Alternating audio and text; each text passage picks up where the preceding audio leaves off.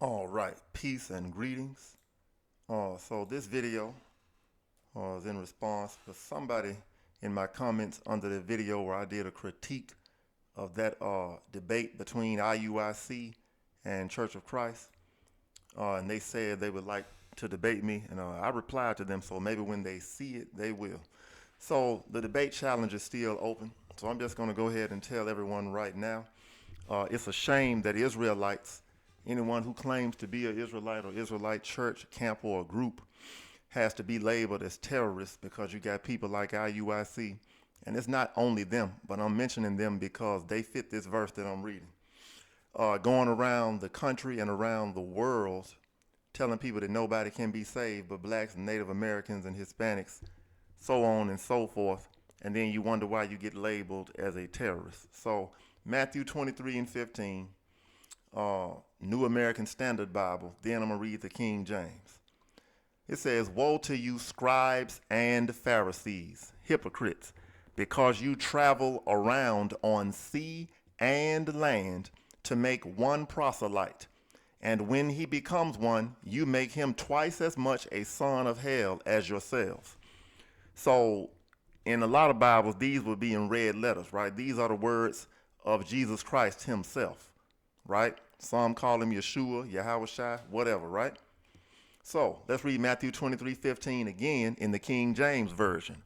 "Woe unto you, scribes and Pharisees, hypocrites, for ye compass sea and land to make one proselyte. And when he is made, ye make him twofold more the child of hell than yourselves." Basically, this is what's going on with groups like IUIC. So the fact that you have boots on the ground in multiple countries means nothing, because Christ said the scribes and Pharisees will travel around the world, travel all over the earth, across land and sea, and you still leading the people wrong. All right? Now, I'm not going to say everybody's doing that on purpose, right? But you're lying when you say that only Israelites can be saved, right? And I'm beginning to think you know you're lying, so the debate challenge is open. And that excuse about you don't debate people that's not on your level, you don't debate them because you know you will be found wrong. See, you wanted to debate Church of Christ. And I wasn't going to go here because I was giving a neutral critique, right? Trying to be very respectful and all of that. But now that I'm being challenged, it's on because we're not playing no more games. You're lying to people about salvation, and you need to be stopped. Just point blank, period. So I'm not going to show you all of the scriptures that I'm going to pull up in the debate because all you will do is try to have some false way to make those scriptures look false, even though they are true. So anybody that's humble enough to debate me, you will find out. And it needs to be live streamed, all right? So everybody can see it with no editing. Because at first I was going to debate somebody and we just recorded and uploaded. Nope. So I'm willing to do a live stream so the people can watch and listen and learn live. So there can be no fictitious editing, none of that nonsense. But I will bring this verse up, right? I'm not going to show you any of the other verse I'm going to use to edify the people. Because this really is not about trying to show how much I know and how much you don't know. Because if that's the point, we could all just be a bunch of scribes and Pharisees. But I am getting a little bit tired of you going around the country and around the world, making everybody that even says they're Israelite look like they are a hate monger and a terrorist. I'm not telling you got to love other people and hate yourself. That's foolishness. We should love ourselves first. But you're lying when you say no one else can be saved but Israelites. That's just what it is. So Genesis 12 and 3 in the New American Standard Bible. "And I will bless those who bless you." This is the promise and covenant to Abraham. "And the one who curses you, I will curse. And in you, all the families of the earth will be blessed." Now let's go to the King James Version. "And I will bless them that bless thee, and curse him that curseth thee. And in thee shall all families of the earth be blessed."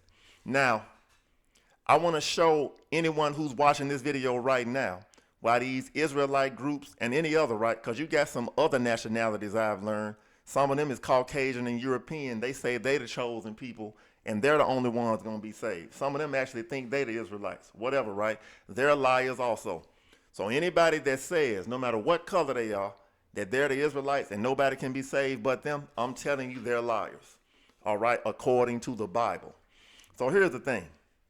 If this verse in either of these versions or any version said that I will bless them that bless thee and curse him that curseth thee, and in thee shall one nation be blessed. If it said one nation, you would hop up and down on that, declaring that that nation only means the Israelites. You know you would. And by you, I'm talking about groups like IUIC, right? And I'm talking about other groups, right, who say that nobody else can be saved. All right. But it says all families of the earth. So what word does it have to say to include Gentiles? Does it have to say, and in thee shall all families of the earth be blessed? Does it have to say, and in thee all families of the earth be blessed? Like, does it have to say it 2 times, 3 times, 4 times for it to mean everybody? What does all mean? What does family mean? What does earth, not world? So we're not playing that game that you play with John 3:16 and you try to limit world to the world of the Jews. It said earth right here. So the earth means the whole globe, no plane. So the debate is open. I'm not going to show the other scriptures right now because I believe even that pastor at Church of Christ did a partially good job. But because he's a Church of Christ pastor who most likely worships on Sunday, don't keep the Sabbath and all of that, you can kind of like squash him and make it seem like because he don't keep the Sabbath, then everything else he's saying must be wrong. So anybody, an individual or group, it doesn't even matter at this point. I'm willing to show the truth, but I'm not going to show you the verses that I got in store because I'm not going to give you an opportunity to try to come up with a whole bunch of hypocritical lies to try to say those verses don't mean what they mean. So I'm giving you a clue though. I do mean verses with an S, plural.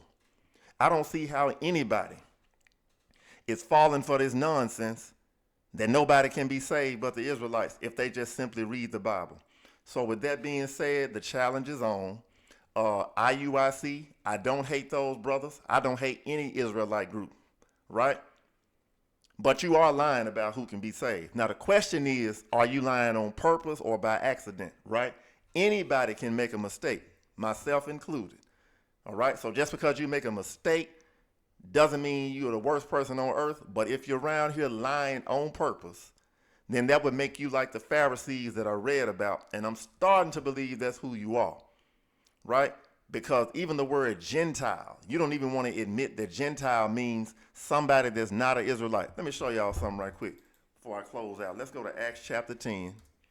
Because everybody, you know, whenever it's some kind of debate or discussion about who can be saved, Israelites and Gentiles, Acts chapter 10 usually comes up somewhere in the conversation.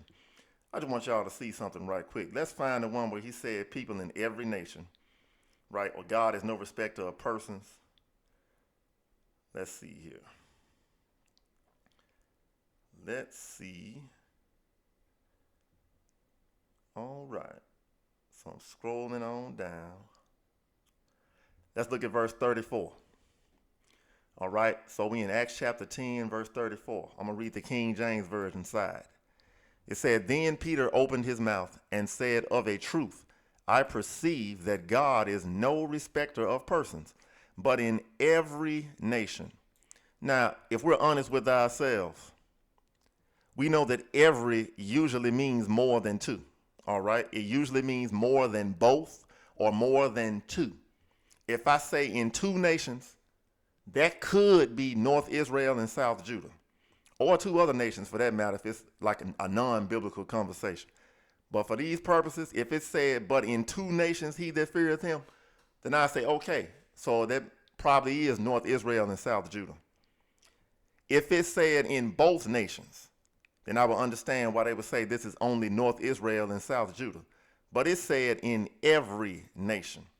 So why does Peter have to say in every nation God is no respecter of persons, but he that feareth him and worketh righteousness is accepted with him? See, I believe it's disingenuous to pretend that every could only mean 2, or even worse, 1. Because truthfully, North Israel and South Judah is one nation. They're still the same people. They were just split because of what happened with Solomon's sin, and then the Most High split it into two kingdoms after him, right?